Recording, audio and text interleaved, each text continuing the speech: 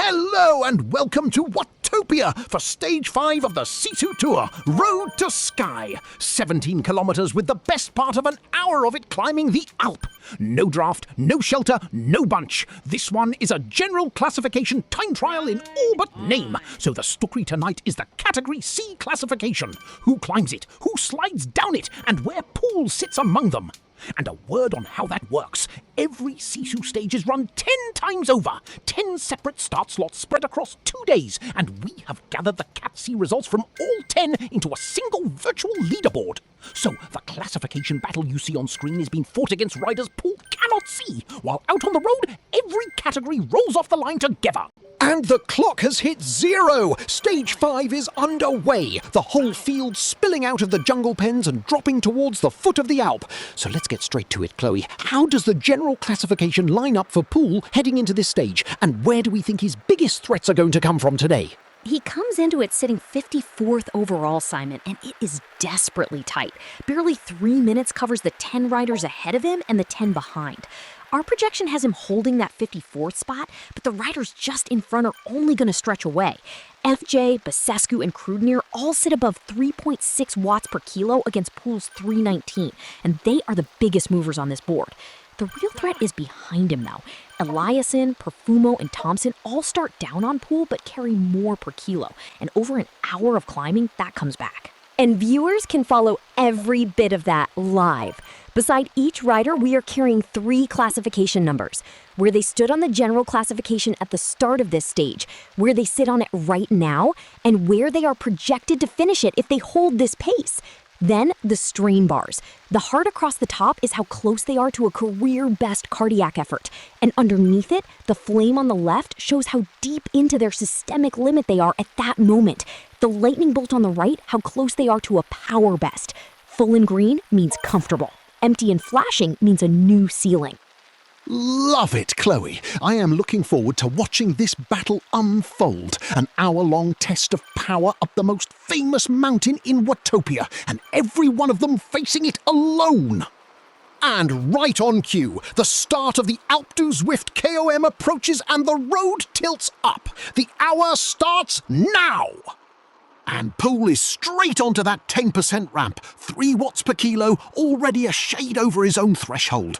The lightning bolt is close to 2/3 drained and he has not been on this mountain a minute yet. 54th on the board to defend and an hour of gradient to do it on.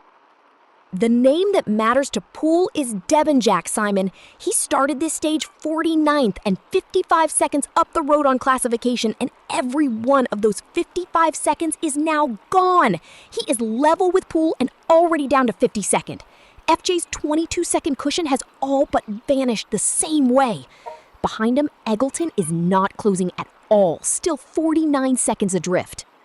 And Poole has won a place. Debenjak has finally come unstuck and slipped in behind him, down from 49th this morning to 54th now. But look what is arriving from below. Eggleton has cut his deficit from 49 seconds to 27 in under 2 minutes. Poole gains at the front door and he is losing at the back.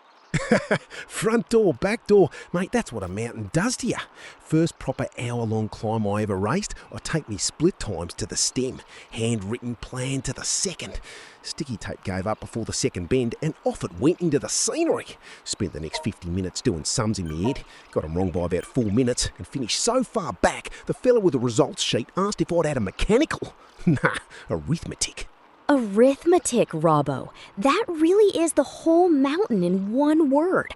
And speaking of sums that do not add up, Perfumo's lightning bolt has just emptied out and started flashing. She has never climbed like this in her life. She began the stage a full minute down on classification, and she has ridden every second of it back.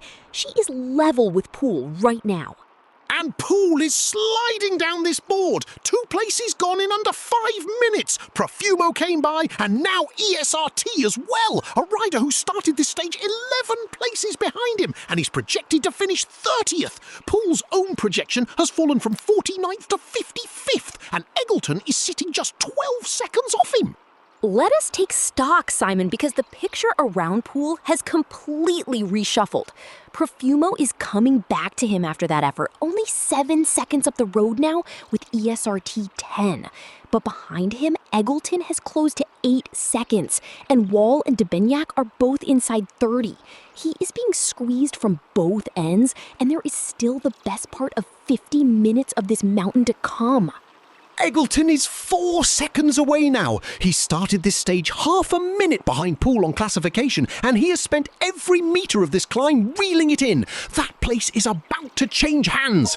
And up ahead, Profumo has found something again, kicking clear just as Poole was closing on her. Yeah, and he won't enjoy that one bit. But look, I had a yarn with Poole before this tour kicked off. Asked him what he actually wanted out of it. Said if he finished better than mid-pack in the Seafield, he'd take it and run. And fair enough, because it wasn't that long ago he was scrapping about at the bottom end of D grade. Bloke's already climbed a fair way, and I don't mean the Alp. From the bottom of D grade to the middle of C is a genuine climb, Robbo. And Wall is a fascinating one here. He was the rider Poole worked with through the back half of stage 3.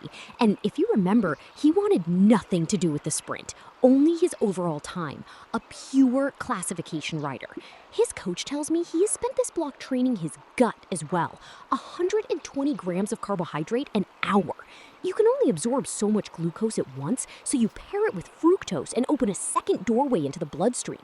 And you come off an hour like this, fueled instead of hollow. And Profumo is coming undone! That record-setting climb of hers has landed, the pace has drained clean out of her, and Poole has gone straight back past. She spent 20 minutes clawing a full minute back on him, and she has just handed the place away again.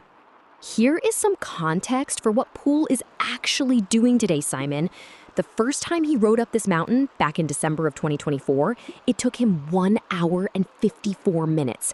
He got that down to 1 hour 31 by February of this year. And on today's pace, he is on course to take another big chunk out of it. Which raises a thought.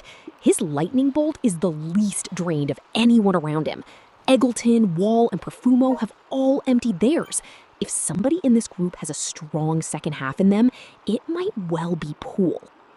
And that cuts both ways, Chloe, because look at Eggleton just up the road. He is one of the heavier riders in this group, which makes what he is doing here more impressive rather than less. Second on stage 4 and 14 seconds up on Poole right now. But his lightning bolt is already empty. A good day for Eggleton from here is pure survival. Hold on to what he has taken and get to that banner intact. He has 40 minutes of climbing left to do it in. And your read is starting to hold up, Chloe. Poole has not changed a thing, but the riders who emptied themselves early are coming back to him. Wall and Profumo have both slipped out beyond 18 seconds now, and neither of them is fighting it. Up ahead, Eggleton is digging very deep indeed just to hold his 11. Here is the thing, Simon. Poole cannot see any of this. He is not racing Eggleton. He is not watching the board. He has a target average wattage written out for every single segment of this mountain, and he is riding to those numbers and nothing else. It is the coldest possible way to climb a mountain, and on the evidence of the last 10 minutes, quite possibly the right one. Here is the state of play, Simon. Poole has slipped a place to 55th, and Eggleton has got away from him 23 seconds up the road now, with Liz B sitting in between them. But the pressure has switched sides. Cheetahs has come all the way from 67th this morning to 56th, and she is just 4 seconds off Poole's back wheel. Wall and Profumo have both drifted out of it. This is a completely new fight. Yeah, and have a squeeze at Poole's heart bar while you're at it. That thing's nearly empty. He's holding above his critical power just to stand still, and the ticker's still climbing to meet it. 26 minutes of mountain done and another half hour to go. That's a big ask, mate. A big ask is the polite version, Robbo. 22 bends, an hour of gradient, and a set of bars that only ever empty. Nobody in the history of this mountain has crossed that line and asked to go round again.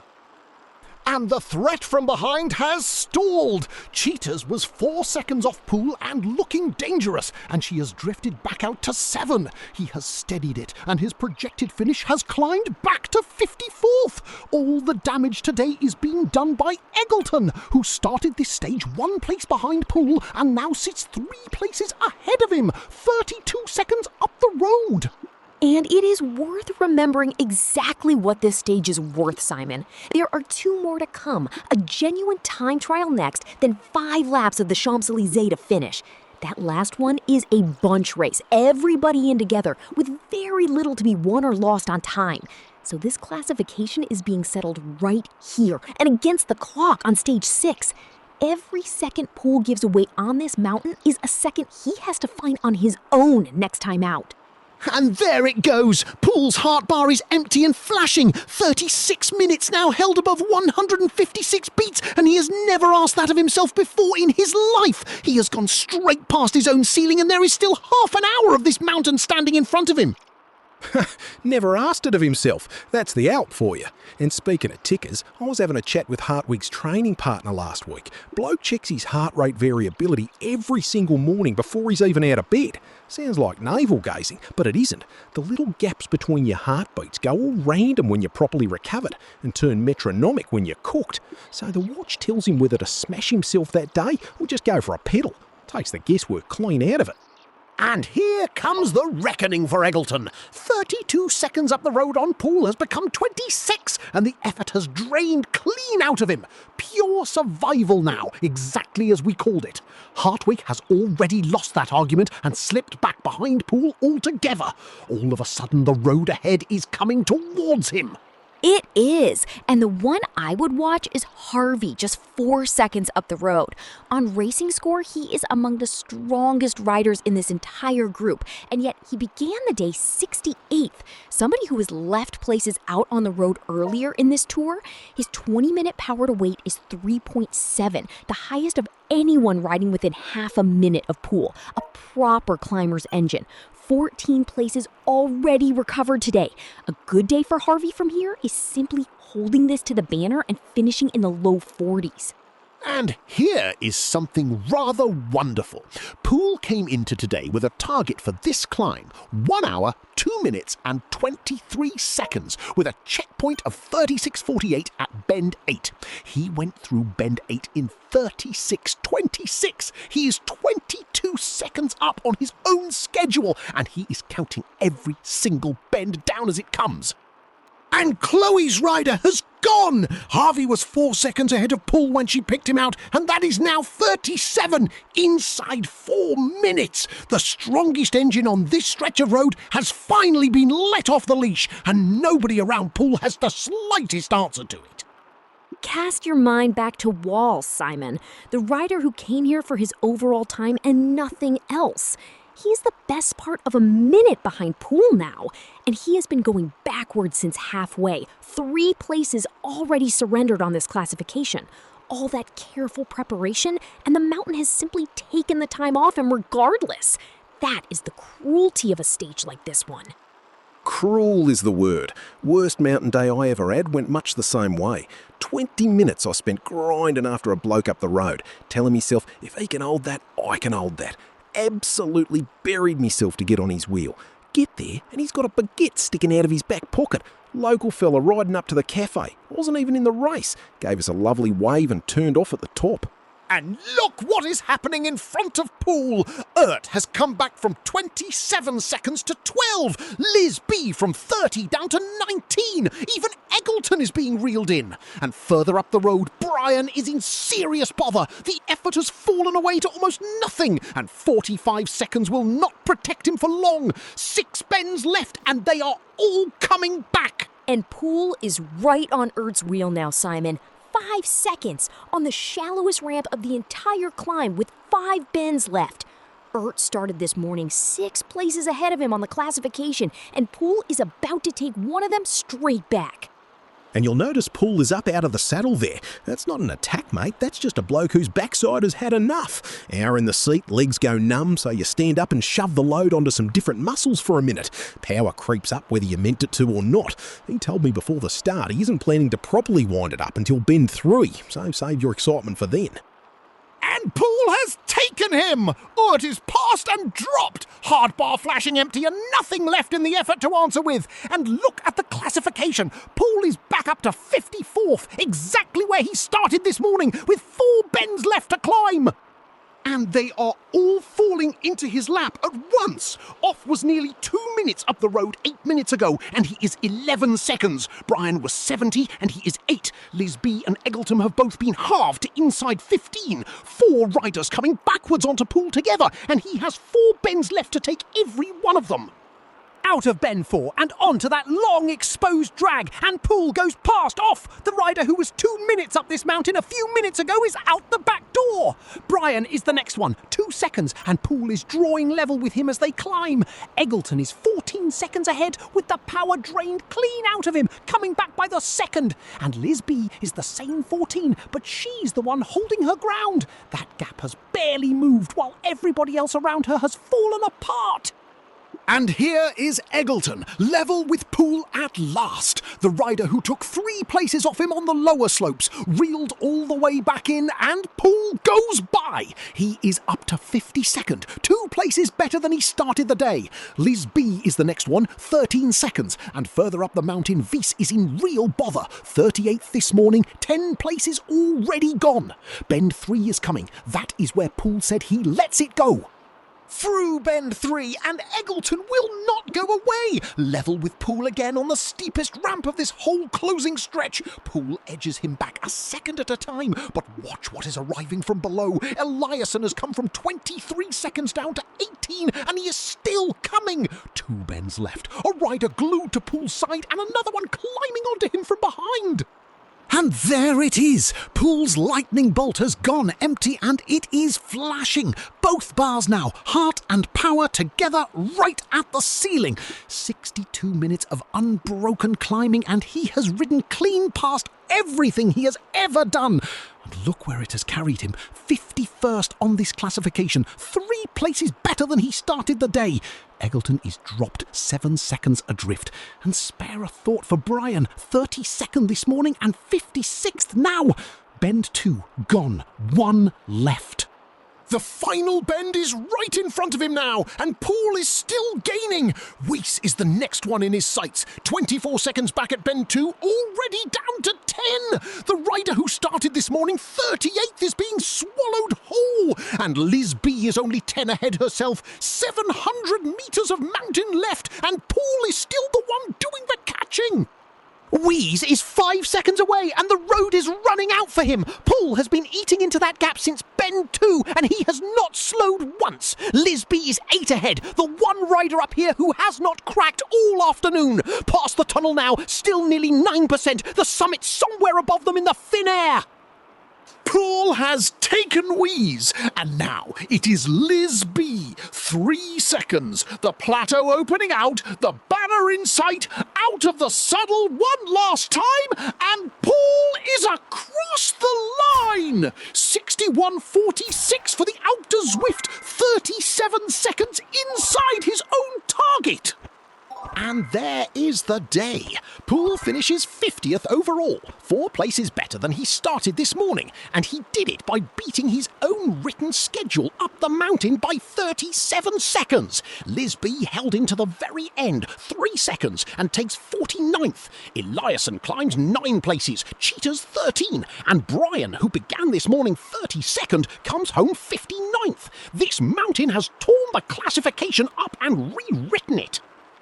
And the data tells you exactly how, Simon. Poole spent the last 20 minutes past both his cardiac and his power ceilings and never once let the pace drop, which is why Off, Brian, Eggleton, and Wies all came back to him. A target wattage for every segment, and he held every one of them. ESRT was the ride of the day, 17 places gained.